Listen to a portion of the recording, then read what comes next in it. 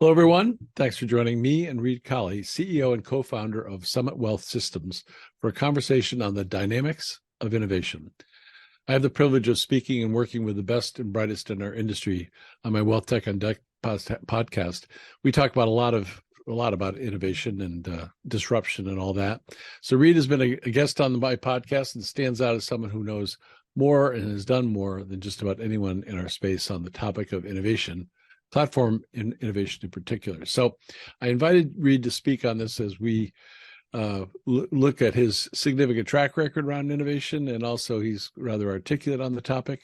So he has great passion for what he does, and so it's really going to be a fun conversation talking about that and about the difference he's making in advisors and clients' lives. So Reed, his first notable success, if he may sound familiar to you, took place when he founded Black Diamond in 2003 and created a new standard for supporting advisor operations. Black Diamond later merged with Advent SS&C in 2011. Reed is doing it again with Summit Wealth Systems, which he started in 2019.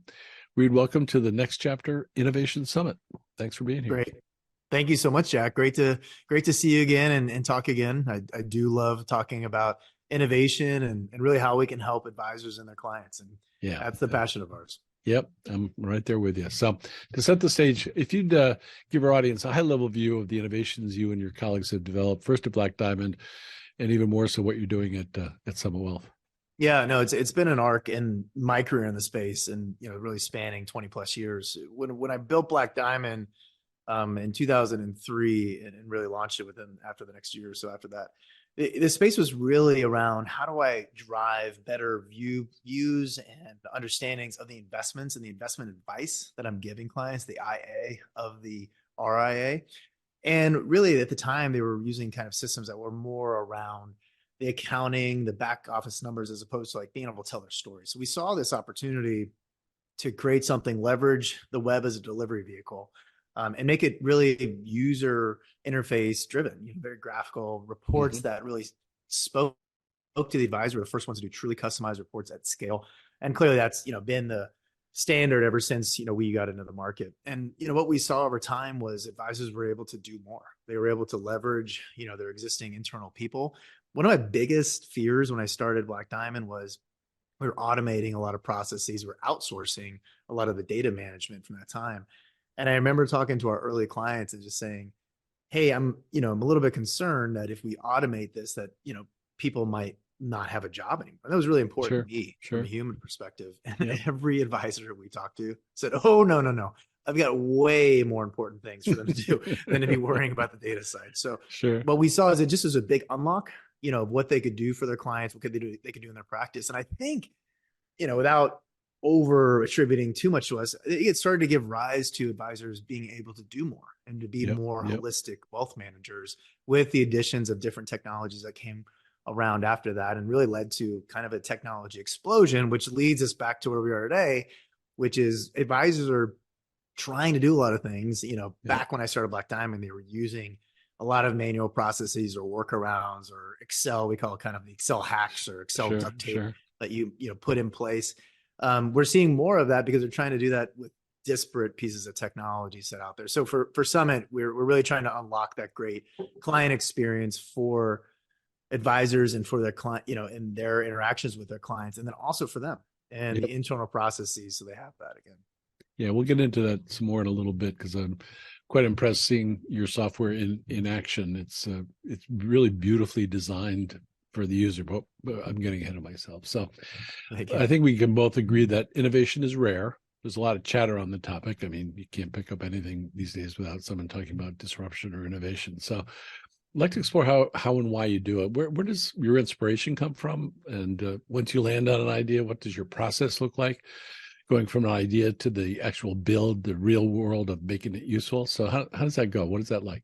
Yeah, no, it's a great question. And, I wish I could just snap my fingers and have innovation whenever I wanted. I think, a lot of us do, but I think ultimately for me, and for us and my co-founder, Anthony Sprilling, and I, so much of it starts with really understanding where the spaces come from. So you have context of what advisors are doing, for us specifically, what the data is doing, what the calculations are doing.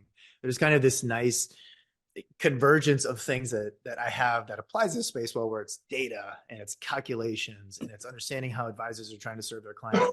And in any other application of not anywhere in this space, some other industry, it'd be worthless and it kind of just be useless data sitting in my head. But here it works because it allows us to unlock things in the right way. So for me, the biggest innovation is just around context of the space, but then really talking to people, talking to advisors, talking about what's hard for them in their life. And that, for me, my passion and our passion really lies around just helping people solve their problems and doing it with technology, doing it with context, and doing it with a lens on, did we solve it for you? Did we make sure we had the impact? And if, for us, we know how advisors work with their clients. Advisors are happiest when they can efficiently help their clients solve things that the clients need solved in their lives or want solved in their lives, that even sometimes maybe didn't even know that the advisor could help them with lives. And that's when the best advisors are the most fulfilled. And we love that mantra. And that's how we are when our firms and our advisors feel that same way, that we're helping them solve things for their clients and for themselves. That's when we're the most fulfilled. So I just love the virtuous cycle, but so much of it just goes back to conversations with the advisors, what's meaningful for them, what's meaningful for their clients. And then kind of going back and putting our problem solving hat on that can lead to some innovation. And so much of that for me, in my mind, is I kind of think of the various things that are firing and whatever the neurons and synapses. For me, I kind of have to whiteboard everything to see the connections, because it's about connecting these pieces of information and data together, and then ideally coming up with something that visually distills it down to what I've kind of always referred to it as a simple, elegant solution. So it's approachable, it's human, it's design thinking, it's growth mindset, and it has an impact. And that's where we kind of start all of our innovation. Anytime we're talking to our advisors today, we're just listening for things that we can help and continuing to connect these pieces together just to make their lives better, and unlock more and more of what's going to be better for their practice long term. So you and I are just getting to know each other. We've spent a little time on podcasts and what have you, but I have a bit of a track record around innovation over the course of my career. I even have a patent on a financial, making an SMA and a guarantee on an SMA using an annuity structure. But for another time, we'll talk about it.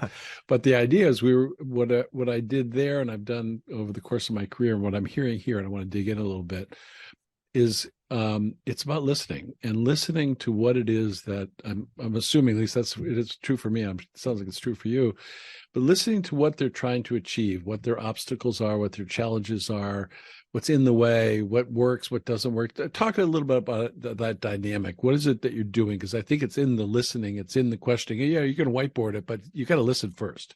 Yeah, it's all about listening, and it's about digging in. And it's funny. It's about asking the next question, about asking the extra question. And one of the things that we've done that we really think is powerful in the space is we created this new functionality feature called our wealth journey. Wealth journey is really just a way to articulate and visualize what's most important to a client, and having advisors talk through it and memorialize it. Like, so many advisors are asking questions, they're talking about things, they're trying to find out what really is important to their clients, but they're doing it with tools around, maybe you're looking at kind of your goals and some kind of goal planning software, financial planning software, or they're doing it in looking at pie graphs and line graphs and tables, which really don't get you there. But they're all writing tons of notes, copious notes, and they put them into CRM, or they keep them manually. Some people refer to their CRMs as kind of the black hole where the data goes in and doesn't come out. But the reality is that information is gold, and it can become trapped in there. So a big part of it is really around listening and memorializing, what's most important to the person you're talking about. And for us, it's when we're on a call, when we're talking about the workflows that an advisor is going through or what they're trying to do for the client. It's listening, but digging in. Like, hey, tell me more. Yes. I hear you talking about this. Is that frustrating? Is that hard for you? What would you like to be doing? And one of the things I do when I get on most of my calls with either our existing advisors, which we've already done, or I just continue to ask questions over time with them, or but we've signed a bunch of advisor firms in Q4, and coming from all legacy platforms, I keep asking them, hey, if you could snap your fingers and change 1 to 3 things about how your platform is working today, how your processes are working, what are they? And they usually just go right to their pain point. right to their Yes. pain point Yes. immediately. Yeah. I laugh about it. It's like these, they've got these like Theragun kind of percussion, like, therapy things that you can put on your muscles and things. And you'll have one of these things sitting around and somebody will go, what is that? If they haven't heard of it before. And the first time they grab it, they put it right where they need it. And so it's Right. kind of like, when you ask that Yeah. question, it's going right Yeah. into the Yeah. heart of, God, I really have got to get my hands around all this data that's flowing around, that we're doing swivel chairs and trying to put manual processes to make it all sync, but it never does. And it's hard for us to do meeting prep, and it's hard for us to really get to that next level question with our clients. They tell you right away. So I think it's really asking the key questions, like what's most important to you, and then making sure we're hitting those. And we come back and say, hey, this is what you said is most important. Are we solving that for you? So this is a hunch on my part, but we'll see how good my hunch is. So with Black Diamond, new startup, new idea, no one had ever done anything like that before, and however you figured it out, worked out. Took a break, came back a few years ago, and you're back at it.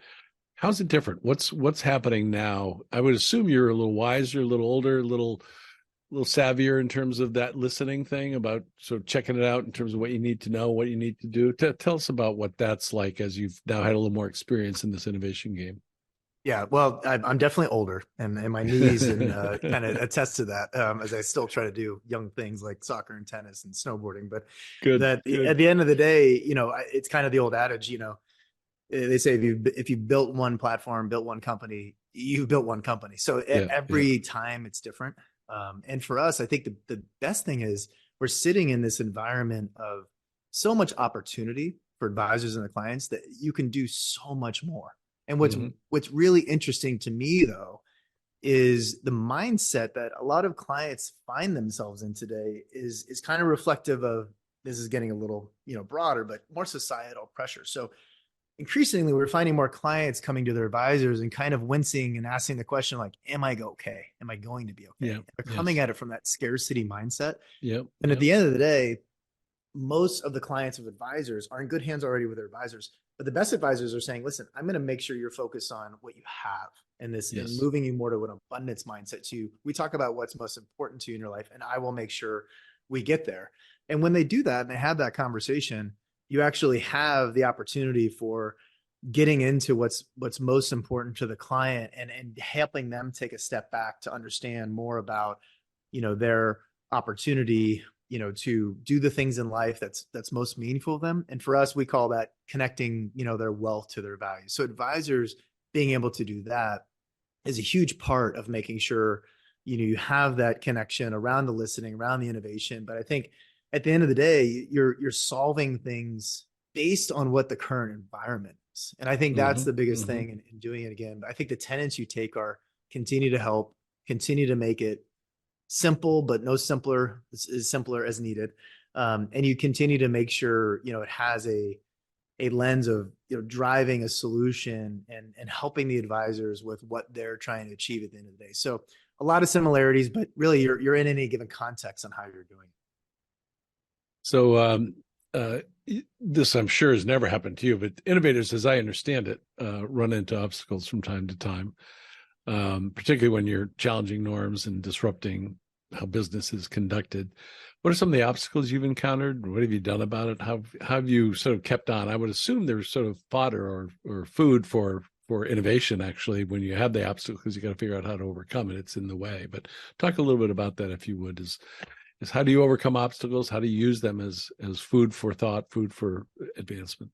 Yeah, no, it's a great question. And I think, there are definitely entrepreneurs and innovators that find the rosy path and are able to stick on it and continue to have success in Yeah. that way.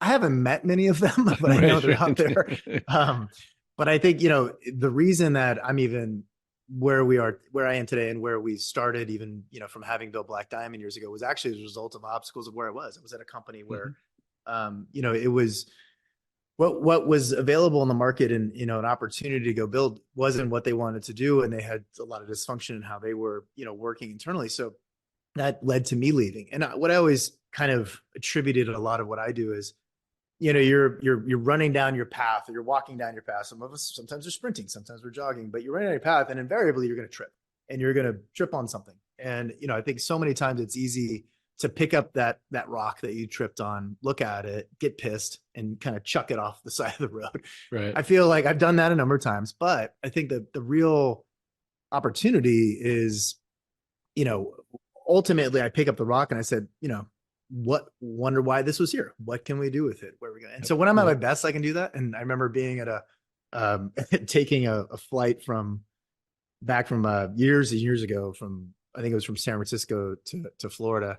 And we had a connection in Atlanta. And of course, our flight was late coming into Atlanta and you're trying to make that flight to get home. There were a couple other flights that night, but I had a couple people I was with that were just, crushing in, trying to get to the front of the line to get on standby on that next flight. And I said, there's like one seat and like 20 people ahead of us. I'm going to go over to the bar. I'm going to grab a beer and I'm just going to sit here and enjoy this. And it turned out I met somebody and we just had this amazing conversation for the next hour and a half. He was telling me about kind of his business, his life, what they were doing. We were like, it was just a great kind of connection. It would have never happened. So it's kind of looking for, what am I supposed to learn? What am I supposed to do in this? But it's really hard to keep it. It's really hard. And I think ultimately it's really around understanding what's in your purview, like what you can have an impact on versus what you're trying to control from an outside world. And there's a lot of Zen and Buddhism to that, but ultimately I think the biggest thing is these things are going to come at you and how are you going to respond to them? And I talk to my kids as much as they listen or don't listen to me about, life is 10% of what happens and 90% of how you react to it. So there are certain things that are awful that happen in life and there are certain things that are amazing, but a lot of it is around what you do with it and recognizing, what's in your grasp, what's in front of you that you can have an impact on. So a ton of obstacles for sure. But I think at the end of the day, if you continue to have a growth mindset, and when I'm at my best, I can do that pretty well. You're listening and learning for clues on what to do better. The word that pops to mind as I'm hearing all this, and I'm tracking it really moment by moment and just right there with you, is the term nimble. That what I'm hearing you've discovered, is you're nimble. And nimble is about whatever comes your way, you deal with it, however you deal with it.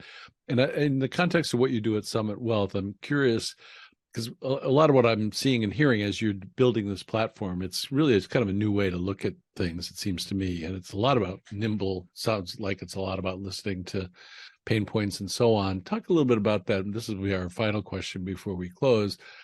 How do you make nimble happen? And how does that aid in the cause of trying to make for better systems? Yeah, no, it's a great question. And ultimately, we probably say nimble and we talk about it as agile. It's kind of a reason the development patterns and software practices were called agile. And I'll never forget, and this was 2007, 2008.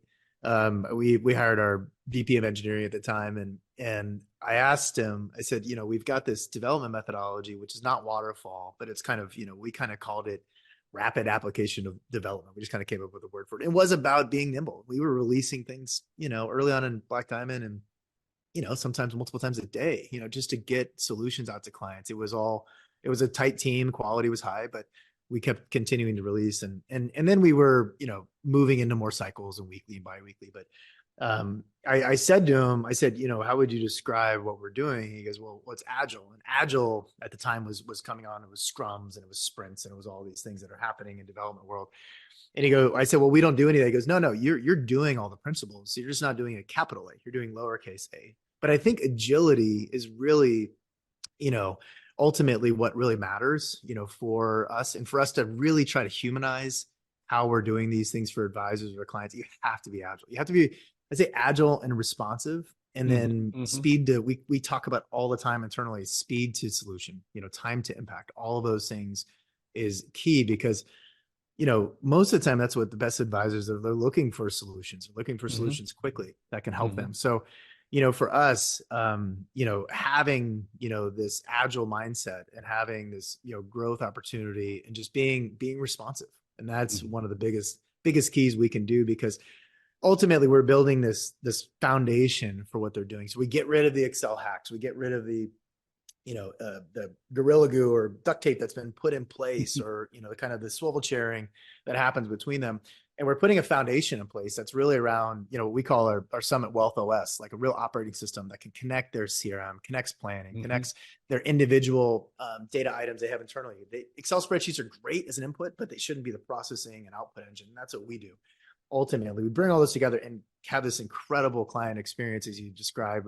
We're so maniacal about having just a really elegant, really human-based, really appealing UI for clients, because this is what they see of you and what they know of you. And really we want to accentuate all those things. So being able to be agile, building a system that in that view is responsive to the advisor and exactly what they want it to be. That agility, kind of as you describe it, it's the core foundation of what we've done, because ultimately that's what a great advisor is for their clients. They're agile. And we want to mirror that and be just like them. So this is I'm sneaking in an extra question here. So one of the things that we talk about on our Wealth Tech on Deck podcast is the confluence of digital and human advice. And really what you're describing is that, because and this is more for our audience, and I urge you to check out Summit Wealth Systems online, see what they do, check out a demo, see what it looks like on the other side. It's one thing to talk about it, another thing to see it and feel it and kind of get it. But it is that combination of that tech, ops, all that back office stuff that has to happen, but it also has to have a human connection, a human element, a human way of communicating. So talk about that, if you would, for just briefly, because we're probably over time by now. How do you do that? I mean, that seems to be at the heart of it, is you got both sides working for you in terms of the human and digital aspect of what you're doing. You nailed it. And I think that's where, if you go back, 20 years, what you saw was, the advisor was spending most of their time trying to understand how their investments can benefit their clients, and how they can find those investments and put them into the right vehicles to drive what they said they do for their clients. And then as you started to get broader, managing more of the holistic wealth and helping the client from a human perspective, you start wearing a lot more hats. You put down the investment hat a little bit, or you might functionalize it into a part of the firm, or even to a processor or asset management, back end. But at the end of the day, this convergence of, we call it kind of the technology or the digital with the human side, that's what wins. Yes. And when you have the appropriate technology foundation that interfaces well with the humans inside the organization to then deliver the right outcomes for the humans that are your clients, that is absolutely the mix that's needed for understanding what a modern practice looks like. You have to have both. And we know, and I've talked about this a few years ago, and when we first connected with LifeYield was when we first announced we were doing this at T3 conference in February of 2020. And it turned out it was the last conference any of us went to for a while. And so it changed how we did things, that we had obstacles, and there were obstacles that came out of that. But, first talking about that, but, we talked about the advent of, kind of the robo-advisor and what that would look like. The robo-advisor, it has a place 100%, and it's going to continue to evolve, but it is not going to replace what a human does for a client, what a human advisor does for a client, but it's all about empowering. And the best firms know that continuing to try to have a substandard UI and a client experience, and then have back office processes that are manual and hacky on the back end, none of that scales, and they're all feeling the pain. So ultimately it has to be that right platform with the right delivery by the human advisor talking with their clients. And that's why we do this. We love it. That's exactly what we love doing. We love using technology to empower the humans. Well, Reed, this has been great. I had very high expectations. Once again, you've exceeded them. So thanks for this. We'll get you back on our podcast where we can explore some of these ideas further. I've got about 100 more questions for you, but for now, I just want to say thanks on behalf of Next Chapter Innovation Summit. Thanks for joining us today. No, thank you. And I kind of feel I feel like I'm a patent behind at this point. I've never had a patent, so I'm impressed on that. So we'll have to talk more about that. I see one I see and feel one in your future. So thanks so much. Great. All right. Thanks so much for having me, Jack. Take care.